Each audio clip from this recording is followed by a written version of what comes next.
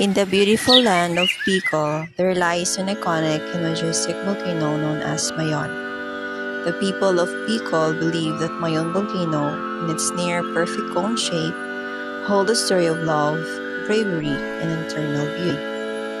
This is the legend of Daragang Magayon. Daragang Magayon was the beautiful daughter of Rahama Kusog, the chieftain of the Bicolano tribe. She was renowned for her stunning beauty and gentle heart.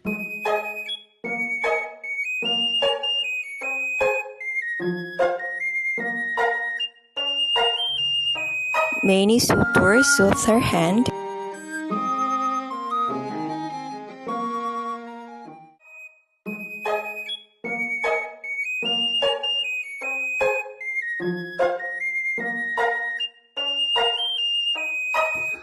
but her heart belonged to only one man, Panganuron, a brave warrior from a distant tribe.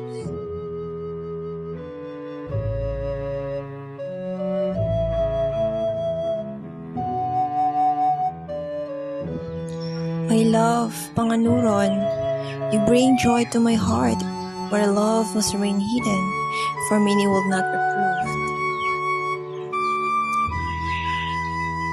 Fear not, my beloved Magayon.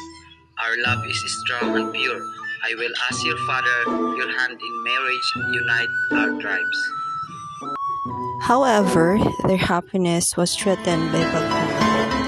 A fierce and powerful suitor souls desired Magayon, fueled by jealousy and rage. Pagtuga kidnapped Magayon and demanded that she marry him. "You will be mine, Magayon. I shall not let anyone else have you." Panganuron and his warriors rushed to rescue his beloved. A fierce battle ensued on the slopes of Great Volcano.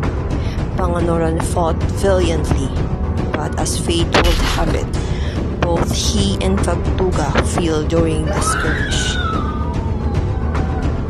"My love, we shall be together even in death." Pagtuga are not happy by hearing those lines from Magayon. As the lovers took their final breath, the skies darkened and the earth began to tremble. It was as if nature itself mourned their tragic fate in the days that followed. The earth heaved and erupted, burying the lovers beneath the rocks and lava. From their burial site rose the magnificent Mayon volcano, standing tall and proud. The people believed that the volcano's perfect cone was a tribute to the beauty of Daragang Magayon, enduring love she shared with Panganuron. To this day, Mayon volcano serves as a reminder of their tragic yet beautiful love story.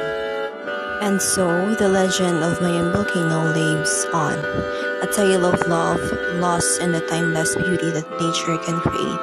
The spirit of Daragang Magayon continues to watch over her hand, inspiring the people of Bicol with her story.